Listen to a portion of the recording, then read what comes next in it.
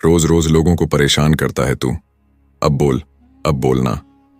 आज बताती हूं मैं तुझको अच्छे से। सुबह की हल्की धुंध और ट्रैफिक की हलचल के बीच सड़क के किनारे खड़ी सिमरन राठौर ऑटो का इंतजार कर रही थी। लाल रंग की साड़ी में वह बिल्कुल साधारण दिखाई दे रही थी। किसी को अंदाजा भी नहीं था कि सामने खड़ी महिला जिले की आईपीएस अधिकारी है। कुछ ही देर बाद एक काली रंग की जीप तेजी से आई और साइड में रुक गई। उसमें से निकला इंस्पेक्टर विनय सिंह, जिसकी उम्र करीब 45 साल थी। वह डीएसपी का खास आदमी था, जिसकी शक्ल सूरत में घमंड झलकता था। जैसे ही वह जीप से उतरकर बाहर आया, उसने मुस्कुराकर सिमरन से कहा, चलोगी क्या? उसकी आवाज में मस्ती भी थी और घुमावदार तानों का असर भी। सिमरन के भीतर गुस्सा उठ खड़ा हुआ, पर उसने चेहरे पर कड़वी सख्ती रखी और बिना जवाब दिए खड़ी रही। इंस्पेक्टर विनय हंसते हुए और करीब आकर बोला, अरे मैडम, इतना मुंह क्यों घुमा रखा है? अपने आशिक से क्या शर्माती हो? एक बार तो देख लो। तुम्हें देखे बगैर मेरी सुबह नहीं होती। आज चलो कहीं घूम आते हैं। वह बोलते हुए ऐसे अदा कर रहा था जैसे सिमरन को पहले से जानता हो, जबकि उनका आपसी कोई रिश्ता था ही नहीं। उसकी बातें बेवकूफाना और उबाऊ थीं। वह स्पष्ट तौर पर छेड़खानी कर रहा था। सिमरन ने ठंडे लहजे में कहा, आपको कोई अधिकार नहीं कि आप किसी अनजान लड़की से ऐसे बात करें। पर विनय को यह सब मजाक सा लगा। उसने ताव देकर आगे बढ़ने की कोशिश की और जब सिमरन ने मुंह फेर लिया तो वह हंसते हुए बोला, अरे शर्माने की क्या बात, मैं तो बस मजाक कर रहा था। थोड़ी मस्ती कर लो। तुम्हारी खूबसूरती पर मैं फिदा हूं, अब मना मत करो। हद तब छू गई जब उसने अपना हाथ बढ़ाकर सिमरन को अपनी ओर खींचने की नौबत आ गई। सिमरन ने झट से उसका हाथ छुड़ा लिया और सख्ती से कहा, यहां बीच सड़क पर लड़की को छेड़ रहे हो, क्या तुम्हें शर्म नहीं आती? तुम्हारी मां नहीं है क्या? उसकी आवाज में क्रोध था, पर शब्द साफ और नियंत्रित थे। यहां से हट जाओ, वरना मैं वो हाल कर दूंगी कि तुम आगे कभी किसी लड़की को छूने की हिम्मत नहीं कर पाओगे। विनय ने अहंकार भरी हंसी के साथ पलटा और ठहाका लगाते हुए कहा, अच्छा, तू मुझे मार देगी? मार के दिखा तो सही, मैं तुम्हें याद रखूंगा। तुम्हारे हाथों मार पड़ना मेरे लिए अब नया रोमांच होगा। आराम से आ जाओ, ज्यादा एटीट्यूड मत दिखाओ। मैं तुम्हें अपना बनाकर ही रहूंगा, समझी? तुम्हारे बिना कहीं जाना मेरे बस की बात नहीं। सिमरन ने उसकी आंखों में ठंडी नजर डालकर कहा, तुम्हारी धमकियों से मुझे फर्क नहीं पड़ता। मैं किसी की संपत्ति नहीं कि तुम बस मालिक बनकर मुझ पर हक जताओ। अब बस यहां से हट जाओ। सिमरन की बातों ने जैसे किसी अंगारे को हवा दे दी हो। इंस्पेक्टर का घमंड पल भर में आग में बदल गया। उसने तेज स्वर में चिल्लाते हुए सिमरन के गाल पर एक जोरदार थप्पड़ जड़ दिया। बहुत बकवास कर रही है बड़ी देर से, अब समझ में आएगा तुझको कि मैं कौन हूं। सिमरन का चेहरा ठिठक सा गया, पर उसकी आंखों में क्रोध की आग पहले से भी तेज जल उठी। विनय ने बेसुरी आवाज में कहा, इतना प्यार से बोल रहा हूं और तू कुछ समझती नहीं। तू खुद को क्या समझती है? मैंने कहा है कि मैं तुम्हें लिए बिना यहां से नहीं जाऊंगा। क्या तू नहीं जानती कि पूरा जिला मेरा नाम जानता है? मैं इंस्पेक्टर विनय सिंह हूं, जिसे डीएसपी साहब का संरक्षण प्राप्त है। जो मैं कहूंगा वही होगा। यहां मेरा राज चलता है। ज्यादा नौटंकी मत कर, चल मेरे साथ, वरना 2 और थप्पड़ पड़ेंगे, समझी? सिमरन के लिए अब बात साफ थी। यह इंस्पेक्टर सत्ता के घमंड में पला बढ़ा था और इसलिए अपनी सीमाएं भूल चुका था। पर उसके चेहरे की लालिमा अब भय की नहीं, असली गुस्से की थी। वह सख्ती से बोली, तुझे लगता है तुझ में इतना अधिकार है? तेरा डीएसपी कोई भी हो, कानून सबके लिए एक जैसा है। तुम किसी भी हाल में किसी महिला को ऐसा अपमानित नहीं कर सकते। पर विनय की अकड़ बढ़ती गई। उसने फिर से हमला करने की नीयत दिखाई। तभी सिमरन ने झट से उसका हाथ पकड़ा और इतना जोर से झटका दिया कि वह संतुलन खो बैठा।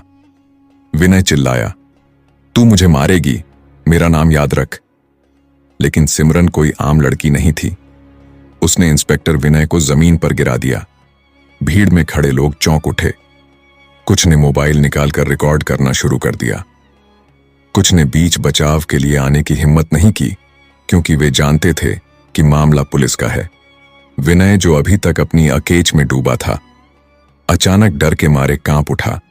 उसने मन ही मन सोचा कि कि अब डीएसपी साहब को बुलाना ही पड़ेगा। घबराहट में उसने चिल्लाया, रुक, तुझे अभी बताता हूं। मैं अपने डीएसपी साहब को बुलाता हूं, वे आएंगे और तुझे सबक सिखाएंगे। तूने मेरी बेइज्जती की है, तुझे इसका अंजाम भुगतना होगा। और वह तेजी से अपने फोन में नंबर डायल करने लगा। सिमरन ने शांत लेकिन कठोर स्वर में कहा, बुला लो, पर जान लो, अगर तुम्हारे डीएसपी साहब ने भी मेरे साथ किसी तरह की गलत हरकत की तो कानून के आगे सब बराबर है। कोई भी, चाहे वह कितना भी बड़ा क्यों ना हो, सलाखों के पीछे जाएगा। कुछ ही देर में एक कार मौके पर आई और कार से करीब 55 साल का आदमी उतरा। चेहरा परिचित, कद काठी में प्रभावशाली। वह दिनेश पटेल जिले का डीएसपी था। उसने भीड़ में कदम रखते ही मुस्कान भरी नकली अदब के साथ सिमरन की तरफ सलाम ठोकते हुए कहा, अच्छा, आप यहां क्या मामला है मैडम? उसकी आवाज में खास आदमी को बचाने का घमंड झलक रहा था, पर चेहरे पर दबे हुए रोष का संकेत भी साफ था। उसकी नजर एकाएक विनय पर पड़ी। वह तेजी से विनय के पास गया और उसके हाल को देखकर चौंक उठा। विनय ने गुस्से में कहा, साह, इस लड़की ने मुझे मारा। देखो मेरा क्या हाल कर दिया, इसे नहीं छोड़ूंगा, मैं इसे सबक सिखाऊंगा। दिनेश पटेल का रंग बदल गया। उसने सिमरन की ओर देखते हुए कहा, मैडम, आपने मेरे इंस्पेक्टर को क्यों इस तरह? भीड़ में एक सन्नाटा छा गया। लोग फुसफुसाने लगे कि मामला बड़ा होने वाला है। एक तरफ एक आईपीएस अफसर, दूसरी तरफ डीएसपी का खास आदमी। सिमरन ने गर्दन सीधी कर ली और शांत स्वर में जवाब दिया, मुझे आपके इंस्पेक्टर की परवरिश की जिम्मेदारी लेने की जरूरत नहीं। उसने जो किया वह सार्वजनिक जगह पर हुआ। मैंने केवल आत्मरक्षा की। अगर वे चाहे तो शिकायत दर्ज कराएं, सब कुछ रिकॉर्ड हुआ है। लेकिन समझ लें, किसी भी तरह की गुंडागर्दी का जवाब मैं कानून के मुताबिक कर दूंगी। आप चाह तो शिकायत दर्ज कराइए, पर याद रखें, कानून का कानून ही चलेगा। विनय की बेईमानी और हाथ उठाने के बाद जो माहौल बन गया था वह अब और भी गंभीर रूप ले चुका था। दिनेश पटेल के सुर में पहली से कठोरता थी, पर जब सिमरन ने तेज आवाज में कहा कि पहले अपने इंस्पेक्टर की हरकत सुनिए, फिर फैसला कीजिए, उसने जोर देकर कहा कि उसने आत्मरक्षा की और सार्वजनिक जगह पर हुई अभद्रता बर्दाश्त नहीं की जा सकती। दिनेश पटेल ने हाथ जोड़कर क्षमा याचना की कोशिश की। कहा, सॉरी मैडम, मैं अपने इंस्पेक्टर की तरफ से माफी मांगता हूं। मुझे पूरा मामला पता नहीं है। लेकिन सिमरन ने शांत पर अटल लहजे में कहा, माफी? अगर आपके इंस्पेक्टर ने गलत किया है तो माफी ही काफी नहीं होगी। कानून के अनुसार कार्यवाही होगी। किसी के पद से बड़े होकर कोई भी व्यक्ति किसी महिला से इस तरह का व्यवहार नहीं कर सकता। भीड़ में खामोशी फैल गई। लोग आपस में फुसफुसाने लगे कि आखिर एक पावरफुल आदमी और कानून की ताकत के बीच कैसे टकराव होगा। इंस्पेक्टर विनय खड़ा देखकर भी असहज था। उसे समझ नहीं आ रहा था कि उसके डीएसपी साहब इस सार्वजनिक दबाव के आगे झुक क्यों रहे हैं। गर्व का घमंड उसके अंदर कमजोर पड़ता जा रहा था। वह पहले जितना अड़ंगा नहीं दिखा पा रहा था। सिमरन ने तुरंत आइडेंटिफिकेशन करवाकर मोबाइल रिकॉर्डिंग और आसपास के गवाहों के बयान भी सुरक्षित करवा लिए। कई लोगों ने मोबाइल निकाला और घटना रिकॉर्ड कर चुकी थी। उसने फिर विनय को अपने साथ थाने ले जाने के निर्देश दिए। सब इंस्पेक्टर विक्रम सिंह को तुरंत फोन करके बुलाया गया। विक्रम शीघ्र ही 2-3 हवलदारों के साथ मौके पर पहुंचे। उन्होंने स्थिति का जायजा लिया, गवाहों के बयानों को नोट किया और विनय को थाने ले जाने की औपचारिक प्रक्रिया शुरू की। थाने में पहुंचते ही सिमरन ने खुद मामले की प्रारंभिक जांच में हाथ लगाया। उसने संयम और पेशेवर खड़ाई के साथ गवाहों से पूछताछ करवाई। मोबाइल फुटेज और आसपास के सीसीटीवी के रिकॉर्ड देखे जाने के लिए निर्देश दिए। जांच में जो तथ्य सामने आए वे चिंताजनक थे। कई लड़कियों ने बतलाया कि विनय अक्सर सार्वजनिक जगहों पर घूरता, अहित टिप्पणी करता और कई बार जबरन छेड़छाड़ की कोशिश करता। कुछ लड़कियां डर के मारे पहले कभी थाने नहीं आईं। वे प्रतिष्ठित पद के डीएसपी की ताकत और बदनामी के डर से मुंह बंद रखती रहीं। सिमरन ने इन शिकायतों को गंभीरता से लिया। उसने तुरंत एक लिखित रिपोर्ट तैयार करवाई, गवाही, रिकॉर्डिंग और प्राथमिक वैधानिक कागजातों के साथ, और विनय के खिलाफ सख्त धाराओं के लागू होने की सिफारिश की। उसे मालूम था कि सिर्फ एक घटना नहीं बल्कि यह एक पैटर्न था जिसे अब तोड़ना जरूरी है, क्योंकि मामला केवल अपराध का नहीं रहकर समाज के एक बड़े प्रश्न में बदलता जा रहा था, ताकत के दुरुपयोग और नारी सुरक्षा का। सिमरन ने तय किया कि इसे कलेक्टर कार्यालय तक सीधे ले जाना होगा, ताकि जिला प्रशासन पूरी तरह से इस पर संज्ञान ले। उसने सारी फाइल और सबूत संक्षेप में तैयार करवाकर कलेक्टर राजीव वर्मा को स्थिति से अवगत कराना उचित समझा। सुबह कागजों का फोल्डर हाथ में लिए सिमरन सीधे कलेक्टर कार्यालय की ओर बढ़ी। उसे पता था कि अब लड़ाई केवल एक इंस्पेक्टर के खिलाफ नहीं है, यह संदेश देने की लड़ाई है कि कानून के आगे हर कोई बराबर है, चाहे नाम बड़ा हो या पद ऊंचा। कलेक्टर राजीव वर्मा को सारी बातें विस्तार से बताने के लिए सिमरन ने दस्तावेज प्रस्तुत किए और यह स्पष्ट कर दिया कि वह मामले में पूरी तरह से निष्पक्ष और कड़ाई से कार्यवाही की मांग कर रही है। सिमरन राठौर ने कलेक्टर राजीव वर्मा के चेंबर पर दस्तावेज रखकर सब कुछ बिना किसी नाटकीयता के विस्तार से बताया। घटनाओं का क्रम, गवाहों के बयान, मोबाइल और सीसीटीवी फुटेज की प्रति और उन लड़कियों की लिखित शिकायतें जो डर के मारे पहले सामने नहीं आई थीं। उसने हर वह बात सुस्पष्ट तरीके से रखी जो उसने खुद देखी, सुनी और रिकॉर्ड की थी।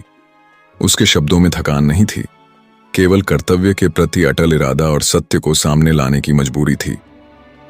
राजीव वर्मा ने हर कागज ध्यान से पढ़ा, सीसीटीवी के फुटेज को कई बार देखा और गवाहों के बयान नोट किए। वह एक संवेदनशील और अनुशासित प्रशासक था। उसके चेहरे पर निर्णय की गंभीरता दिख रही थी। उसने सिमरन की पेशेवारता की तारीफ की और कहा, मैं इस मामले को सार्वजनिक रूप से उठाऊंगा और पूरी पारदर्शिता के साथ कार्यवाही करूंगा। राजीव ने तुरंत आवश्यक निर्देश दिए। विनय सिंह के खिलाफ एफआईआर दर्ज करने का निर्देश, गिरफ्तार करने की अनुमति देने के लिए सबूतों का संकलन और मामले की निष्पक्षता सुनिश्चित करने हेतु एक मजिस्ट्रेट और मुलजिम की मौजूदगी में जांच की निगरानी।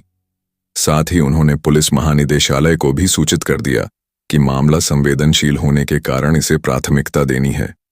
राजीव वर्मा ने महसूस किया कि यह मामला केवल एक व्यक्तिगत विवाद नहीं रहेगा, यह सार्वजनिक स्वास्थ्य का मुद्दा बन सकता है, जहां ताकत का दुरुपयोग और महिलाओं की सुरक्षा दोनों दांव पर हैं। इसीलिए उन्होंने फैसला किया कि मामले को पारदर्शी तरीके से उठाया जाए। एक प्रेस कॉन्फ्रेंस बुलानी होगी जिसमें सभी तथ्यों और पुलिस कार्यवाही का ब्यौरा जनता के सामने रखा जाएगा।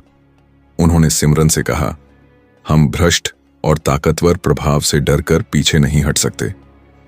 प्रेस कॉन्फ्रेंस में मैं खाद सब कुछ बताऊंगा, तथ्य, कार्यवाही और आगे की प्रक्रिया।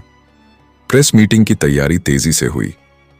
कलेक्टर कार्यालय ने प्रेस नोट जारी किया जिसमें घटना के सार, आरोपों और पुलिस कार्यवाही की रूपरेखा दी गई। उसी दिन शाम तक मीडिया हॉल में सीटें भर गईं। स्थानीय चैनल, अखबारों के रिपोर्टर और सोशल मीडिया पर सक्रिय पत्रकार लोग उत्सुक थे। सिमरन को भी बुलाया गया ताकि वह मामले की पेशेवर रूपरेखा रख सके और तकनीकी सवालों का जवाब दे सके। प्रेस कॉन्फ्रेंस के दिन हॉल में सन्नाटा और उत्कीर्ण उत्सुकता दोनों थी। कैमरे झिलमिला रहे थे, रिपोर्टर नोट्स कर रहे थे और एक बड़ी स्क्रीन पर घटना के फुटेज के अंश दिखाई देने लगे। उन फुटेज में विनय सिंह की घुसपैठ पूर्ण हरकतें और सिमरन द्वारा आत्मरक्षा की स्थिति स्पष्ट दिख रही थी। कलेक्टर ने क्रमवार तथ्यों का हवाला दिया। पहले पब्लिक प्लेस पर छेड़छाड़, फिर हाथ उठाना, सिमरन की स्वाभाविक आत्मरक्षा और बाद में विनय के खिलाफ मिलने वाले शांतिपूर्ण नामी गवाहों के बयानों का जिक्र। उन्होंने कहा कि सबूत इतने प्रबल हैं कि मामले पर राजनीतिक दबाव से हटकर त्वरित और कड़े